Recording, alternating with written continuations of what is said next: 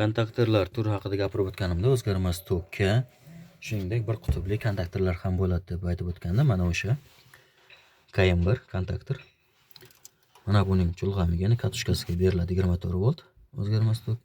Bu uning siloviy kontaktlari, ya'ni kuch kontaktlari. Kontaktlari 100 amperga mo'ljallangan. Buning o'sha katushkasi ichida. Buning ichida esa kontakt joylashgan. Qopqoq bilan yopilgan, chekidan himoyalash uchun.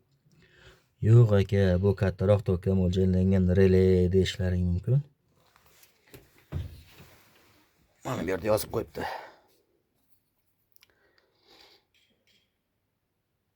Kontaktor katta 127, 24 voltga 100 amperlik. Mana uning isboti.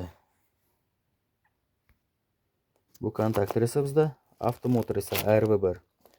Avtomotor esa remontno-восстановительный. Maxsus kichik kran qurilmasi bilan tuzilgan, toka syomligi bor temir yo'l transportida ishlatiladigan maxsus texnika.